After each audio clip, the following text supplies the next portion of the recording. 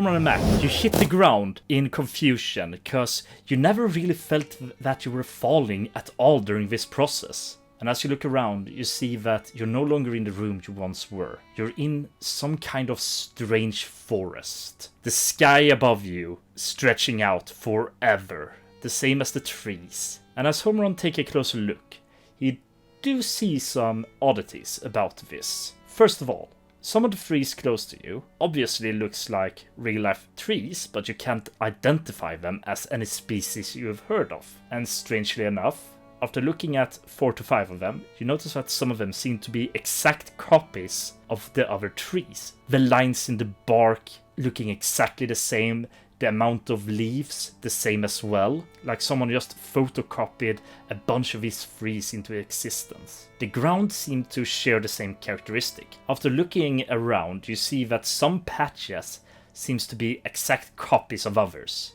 This clearly screams artificial realm. But something really tickles your mind as you start looking around. Some of the trees, they move with the wind, but as you look closer, they don't really do that. Some of them seems to be moving on their own, the leaves going in whatever direction they want. For an unperceptive eye, it wouldn't be noticeable, but you can see it. And as you perk up your ears, you hear movement, like some big thing is moving in the distance. And you deduce it to be the trees moving around slowly, changing their position. And as you look upon the clouds into the sky, many of them seem to have erratic movements, not following wind patterns or anything. This is quite a strange environment indeed. But there's one thing that takes up all your attention, and that's a small plate that is just before you. Upon it, you see a pile of cooked bacon. Damn. This place looks so, I don't know, strange, artificial, you know? Everything looks the same, like even the trees and stuff. And then there's that bacon over there. I think it's a glitch. I think it's more of a message. And what does the message say? That room cover know it was us who put bacon in our office. Oh yeah, that did happen. Well, I guess you didn't get any more information than I did. Apocalypse robots, power gems, retrieve 2 of them, that kind of stuff. And that there are at least 3. Yeah. Do you think they have like any kind of significance? Like, are they all the same? Or do they each have a special power that can be unlocked, maybe? Well, there's 3 instead of 7 of them, so they're probably not filled with chaos. Ah, exactly. And you usually have to defeat chaos, like kill chaos. So this is more of a protective kind. Yeah. Well, I don't see any other way. You wanna just pick a direction and go until we find something? Homerun walks forward to the plate of bacon and takes one of them, tossing it in the air and seeing in what cardinal direction it lands. As the bacon piece hit the ground, you see the end that kinda looks like an arrow if you really squint at it, is pointing south. The bacon has spoken, and Homerun starts walking south. Thank you, most wise of swine, for showing us the direction. Mac takes some bacon with him and shoves it in his pocket. As you make your way through the forest, just taking in the scenery, trying to navigate yourself, see if you spot anything strange. Homerun, you're starting to hear something. Crashes. Maybe a battle, maybe a cannon shot, maybe even big stones hitting each other. There is some kind of conflict somewhere, or loud noises of a similar nature. They're coming from northwest. It sounds like the battle has begun without us. You want to get involved? Oh, hell yeah. And Homerun darts off in the direction of the commotion. You make your way through the forest, following the sounds, and before you know it, you're starting to see a mountain. More like a hill, but still large, residing inside the forest. It is a wonder you didn't see it before. And the sounds grow larger, and you see great spikes of ice jutting out from the ground at several places. And you both see and hear as several of them are broken by some kind of force, indicating that this might be whatever you heard before, Homerun. And as you're close by, you see one of the students squatting by one of the great glacial ice picks jutting out from the ground. Aenesir, looking quite perturbed over the entire situation. It doesn't seem like he has noticed you yet. He seems preoccupied by other things. You want to take him out, or should we try to ally with him? I mean, if he's having a hard time, it might be a bigger threat. I mean, he's not weak, you know. True. Homerun takes a few steps forward towards Aenesir. As you close by, you see Aenesir is driven out from his internal world and looks over towards you, seeming prepared to engage, but then lowers his arms. Ah! Homerun! Mack! It's wonderful to see the both of you. How are you doing? Fine. Seeing from the looks of it, better than you at least. Oh, I'm doing just fine. No need to worry. I'm just trying to achieve my mission. But I can't tell you about it. I'm guessing you have the same restriction placed upon you. Of course, but right now it seems like your mission is to construct spontaneous and erratic eyes. I cannot confirm nor deny. These restrictions make it so hard to actually speak. Wouldn't mentioning the restrictions be part of the dossier? It seems not, given that I'm not... You're right about that. I'm not going to spoil any more about what is written there. However, I think I can tell you one thing. You see, if you take a look behind this pillar of ice I have made, or even better, you see him flick a bit with his fingers and a hole appears within the ice, giving you full access to see what's on the other side of the frozen mountain. And you see Elspeth standing by a strange altar, and in the middle of it, a blue stone is floating, suspended in mid-air. She's keeping both eyes and ear open, looking around, assessing the situation. She seems somewhat out of breath, but nothing serious. Of course, the first one we meet is the powerhouse. What, you thought this was going to be easy? No. I appreciate the sentiment, Mac, but I assure you that Elspeth is also quite powerful. How cute of you. I know I am the cutest around, excluding you, of course, Macaroni. Mac gives an awkward cough. Well, given your statement, you seem quite perturbed by the existence of Elspeth here, and not as worried about me. I think I kinda know what your mission might be, and that might benefit me if you succeed. You see that gem she's protecting? Uh-huh. You guys should totally steal it. Well, if that's what you want us to do, then you can't expect us to do all the heavy lifting. Yeah, exactly. I mean, if you could, I don't know, make some kind of grand distraction, we'll probably be able to steal it. Oh, you know me enough by now, but that my entire existence is one giant grand distraction. I would be glad to do this, but I sincerely hope that you do your end of the deal. As soon as you get that stone, you're going to help me. I don't want to be out there in danger just so you can succeed in your mission. This is a help situation. I can do a distraction to ensure that you get the stone, and then you are going to save me. Is that agreed? As long as it doesn't interfere with our mission.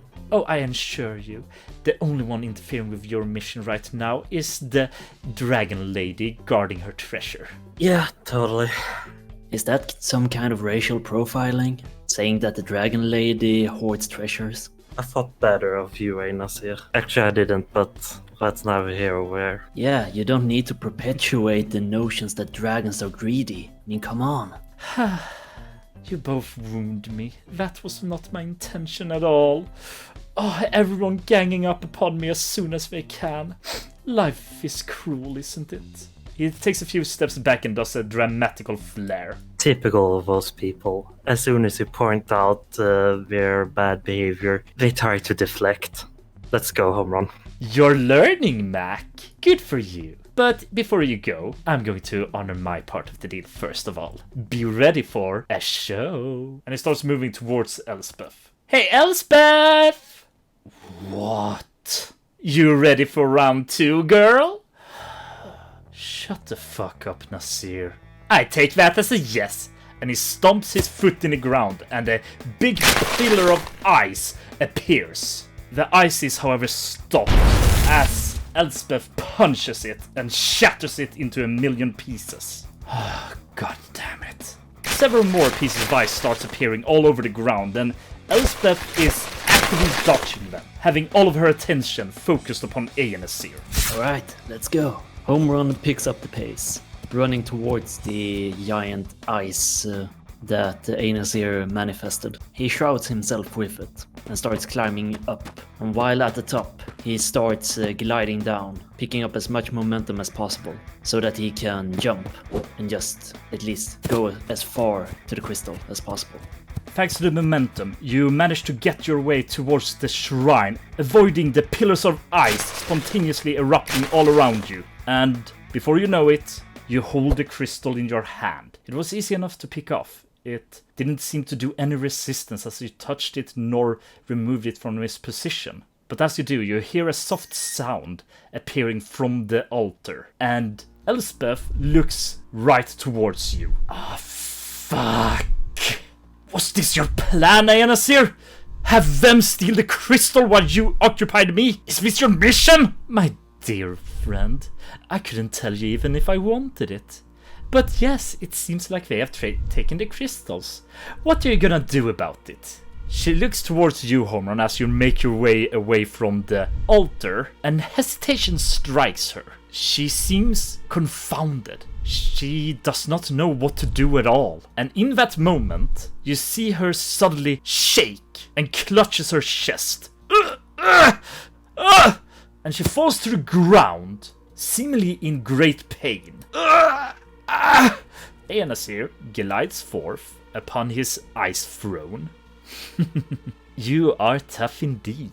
Even when I fill your bloodstream with microscopic shards of ice, they can't penetrate any of your organs. Damn, you're hard to defeat, Elspeth. Fucking hell, Nasir! Can't you face me directly? I'm not a fool. But yeah, sure. Face me. Let Homerun get away. You don't have a problem with that, right? Shit! And she starts moving rapidly towards you, Homerun, landing right in front of you with her great wings of fire crowning her back. Oh no. Homerun, you can't defeat me. Give me the stone, and you don't have to get hurt. Don't listen to her, Homerun! You're doing great! She just stares at you, waiting for a response. While Homerun advanced towards the clip crystal and tried to make a dashing escape, Mack took a prowling position on top of the iceberg. When he saw Elspeth take a leap over Homerun, he started gliding down the iceberg. And just as she finishes her sentence, he comes answering, "Maybe he can take you down, but I can certainly try." Drop kicking her right in the head, driving both of them into the iceberg, shattering it. The crack of his feet hitting her face is almost as loud as the great cacophony of the iceberg. Your brazen assault has left a good opportunity for Homerun to make his way out of the situation. And as you ready yourself for retaliation, you see Elspeth beneath you, struggling. And it's strange. You know how strong she is, you know what she can do, and you've seen her do great things before, but she seems paralyzed. Paralyzed in action, not knowing what to do. Homerun takes a moment to look upon Elspeth, and he does so while gliding past her encounter with Mack. He stops himself and contemplates for a moment, puts up a small smirk under his mask, and looks back at her. You know it's funny, Elspeth? No matter how much you hurt us in this simulation, we will come out unscathed. But you, this must take such a toll on your mind. And there's no healing that. Her anger boiling over, Elspeth takes her draconic arm and grabs Mack by the shoulder and throws him with full force towards the iceberg behind him. Large cracks spreads from the point of impact where Mack hit. Mack, flexing his arms, destroying the ice next to him gets up, blows out a small amount of frozen blood from his nostril, and looks her in the face.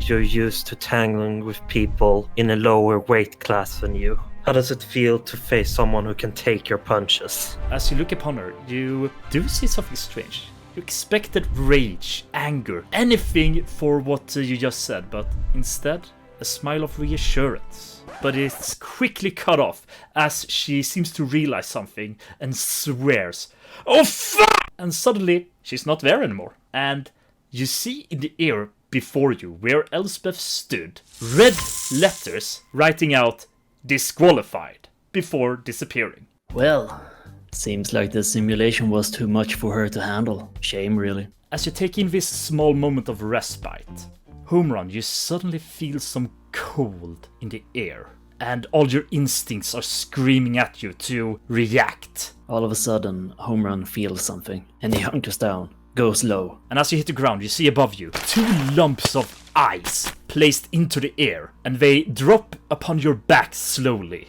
And as you take a closer look, they seem to be molded exactly like the inside of lungs. You see Aenesir appearing from the ice, looking at you all.